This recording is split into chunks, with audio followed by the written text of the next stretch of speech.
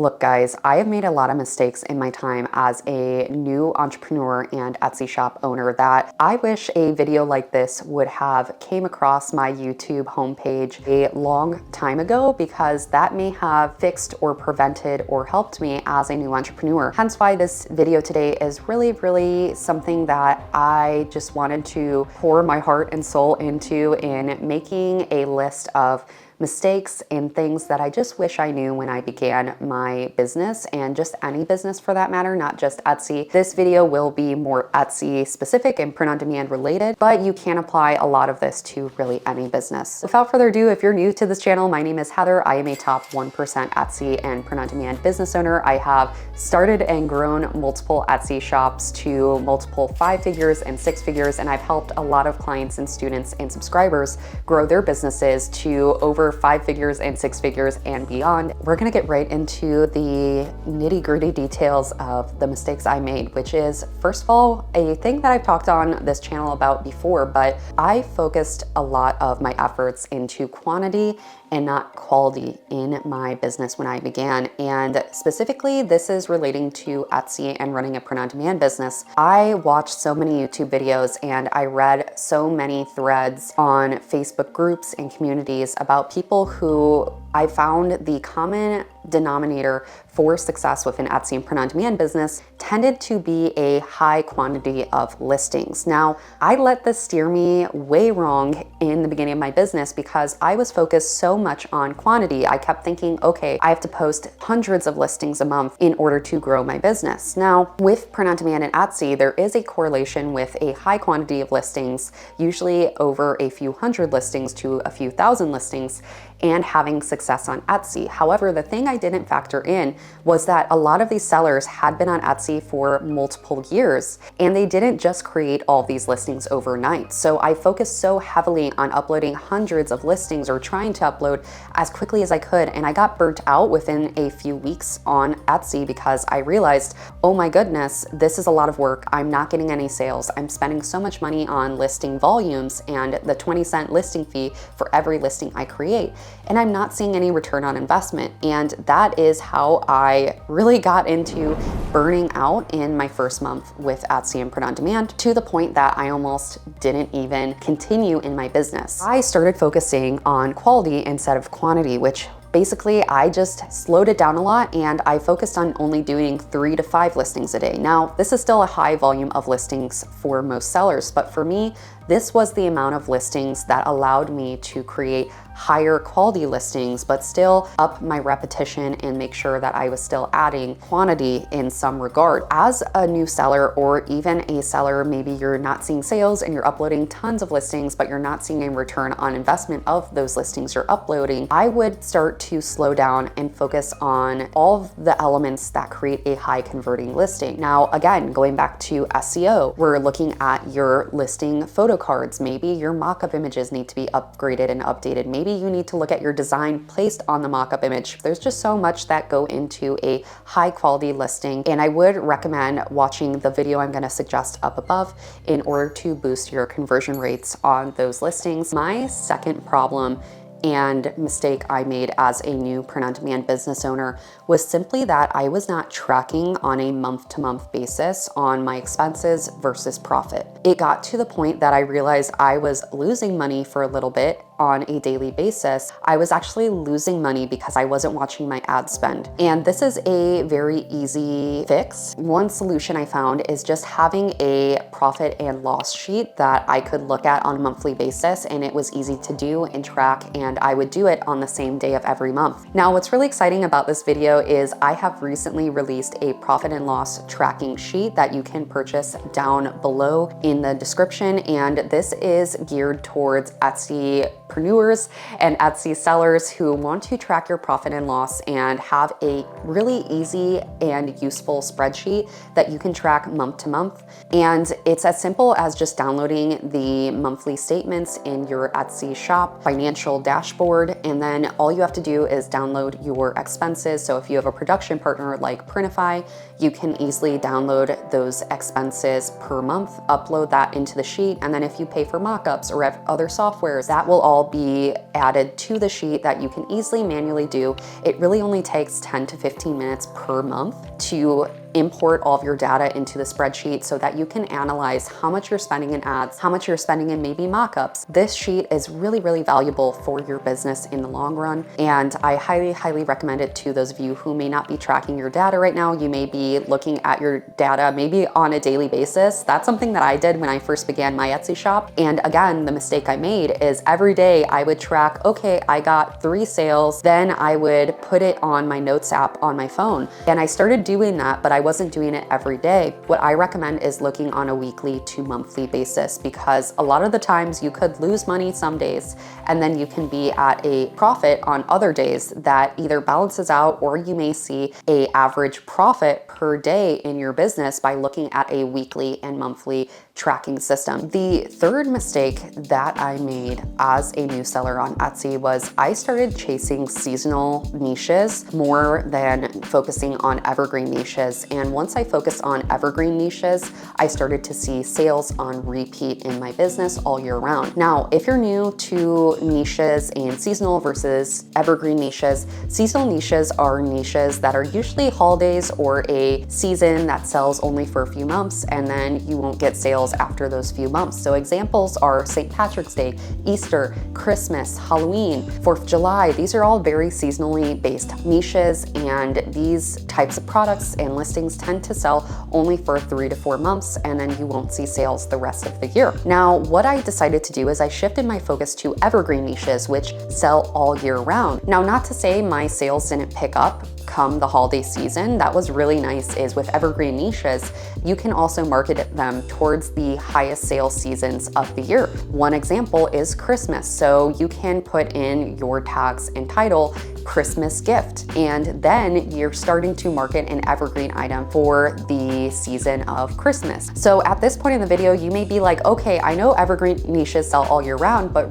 what are they really? Evergreen niches tend to be niches that you either identify with, they are a hobby or career, or something that someone is very interested in. And this can be as simple as maybe someone is a huge foodie and they love pancakes or noodles, and they just want to wear t-shirts and sweatshirts that say some funny quote about noodles or ramen. That is something that is a niche in itself. The foodie niche, if you will, is a really strong niche that you can design for. Now, if we're talking about occupations, maybe I would look into what occupations that you currently work in or have worked in. So maybe you are a secretary or police officer. Those are strong niches, again, that you can design for, and guess what? They sell all year round. That is what I found has really worked for my shop and has really sold on repeat in my shop, and it does increase in sales, double to triple in sales come Christmas time, which is another really huge perk of being in evergreen niches. So the fourth mistake I made as a new Etsy seller is I relied heavily on ad spend for traffic when I began, and I noticed that this was burning through my money really, really quickly. I was so happy, at least looking back, to see that I stopped spending on ads and I started focusing on SEO and organic traffic routes that actually boosted me even more once I started rerunning ads a year later, and I started seeing more and more sales through ad spend and organic traffic routes. If you're newer and you're not seeing sales on ads and you're just burning money like I was, maybe that is a sign for you to switch your focus to the product and the SEO instead, and really lock down that before you go to ads. And then later on, when you do use ads again, you could boost your traffic double to triple to quadruple the times, and double and triple your conversions on that traffic as well. So that could be a huge pro to focusing more on the organic and free traffic routes first. So the fifth business mistake I made is I did not schedule in enough me time and just play in my schedule. I know that might seem kind of silly to say aloud, but as far as date nights and self-care, so going to get my nails done, going to get my hair done, going to the gym, going to hang out with friends and family. At first, I was so focused on work, work, work. I would add that into my schedule, and that's all I focused on was, okay, on Saturday and Sunday, I'm going to work 8 hours on my Etsy and print-on-demand business. There was things that I was lacking in my self-care during this time that I had a moment of burnout once I quit my 9-to-5 and I started working full-time on my business. I had severe anxiety and problems as far as mental health goes. And I've shared that on my channel that I have struggled basically my whole life with mental health. That's something that I try to be vulnerable and raw on this channel about. But for someone who has already suffered from anxiety and mental health disorder prior, this just led to severe burnout. So it's really important to schedule some fun in your life rather than just having a full career work schedule and not enough fun. So the next thing that I wish I did in my business when I began is I focused on niches that I was passionate about. And I watched a video and I followed someone who said, you know, don't do things that you are passionate about because you're going to be designing time and time again on things that just might not sell, which I agree to a certain extent. However, I found that the niches I was very passionate in, I actually sold 3 times more in, and that led my business to becoming a multi-6-figure business on Etsy. I wouldn't focus primarily, if you're focused on a niche or you're passionate about something that's very, very micro. One example may be that you love picking strawberries, and while there is a very large amount of customers and a good customer market for strawberries, picking strawberries specifically on a t-shirt may not be best niche to go into. It might be a really great niche though. I don't want to discredit that, but just thinking about how micro that is, how can we kind of broaden our range of products and listings we can create? So instead of strawberries, you can do all different types of fruits and maybe going into vegetables. And then as you go into vegetables, you can look at the SEO tags and titles that really work for vegetable t-shirts and maybe tote bags. Maybe you can create cottage core graphics for those niches and for all of the different types of vegetable lovers and fruit lovers, and maybe going into farming and maybe organic based niches. What I recommend to those of you is to make sure that your passions are just not in a super small and micro niche, and that you are kind of branching out to the adjacent niches that also sell on repeat, and you can find and scale through that as well. The 7th thing that I fell into doing that was not serving my new business was I had a no refund, no return, no exchange policy that was very, very strict when I began. This is kind of a little bit of a controversial suggestion and recommendation, but what I really recommend to new sellers is to offer a 15 to 30-day return and exchange policy. This is your business, this is your shop. You can 100% do whatever you are most comfortable with. If you are not comfortable accepting returns and exchanges, that's completely okay. But I do want us all to put ourselves in the shoes of our customers. As a new Etsy shop, if I was a customer and I stumbled across a shop, they have 0 sales, 0 reviews, 0 photos for me to look at in this listing. And I see a listing, I like the product, I like the design of the product, and I scroll down and I see they don't even have a return and exchange policy. The next question I would ask myself as the customer is, I would say, should I buy and trust this shop? Now, by it having no return and exchange policy, my risk tolerance would be very low and I probably would not buy from that shop. I would probably click out of the listing and go to a competitor's listing that has some reviews and some sales, and they may have a return and exchange policy. What you guys can see that I'm getting at here is just that your customers will have a lower risk tolerance with the lower amount of sales and reviews that your shop has. I don't want to say it was all the return and exchange policy, but at that same moment when I turned on my return and exchange, I did see more sales. One of my largest mistakes that I made in my business, especially in the first year of business, was I seeked out legal and tax help later than I should have. Luckily, I seeked out that help before the first end of my financial year. So my first year on Etsy, I seeked out help before the end of the year, which was really good because I was able to have some tax benefits. I almost missed out on a LLC S Corp election. There are a lot of tax benefits to having a S Corp election if you're located in the United States. So I would look into that if you are a new LLC. Now, the thing that didn't save me thousands of dollars is I seeked out the wrong bookkeeping help when I first began with my Etsy and print-on-demand business. So I hired a bookkeeper that just was not trained enough and experienced for transactions based in Etsy and print on demand. And I hired the wrong bookkeeping. I was trying to go the cheaper route and hire out bookkeeping that I thought was good. It was not a good move on my behalf. I had to eventually hire a CPA group who fixed my books, and I ended up turning in my taxes late, and I paid penalties for late tax filing in my first year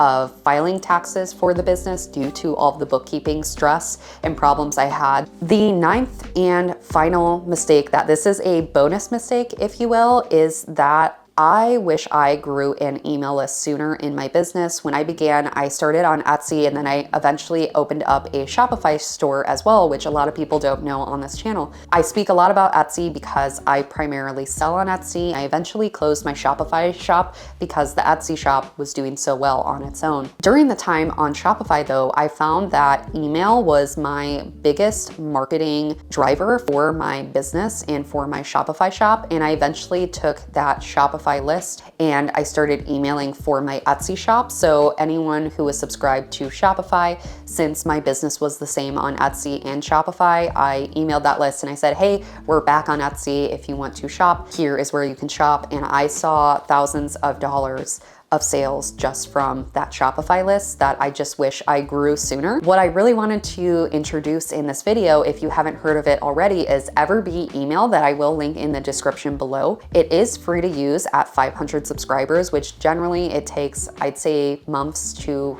years to grow to 500. Sometimes you can get it much sooner though. It is completely free under 500 subscribers, which is really, really nice, especially if you're starting with a new email list. What I really love about the Evergreen email is there is a ability to create a lead magnet with a QR code. So what a lead magnet is and does for your business is it brings in email subscribers with some type of coupon or freebie that you can give by people signing up for your email list. So you can give a free PDF guide as example of a email lead magnet, or you can also offer a coupon. So a first time purchase coupon of 20% off by people subscribing to your email list.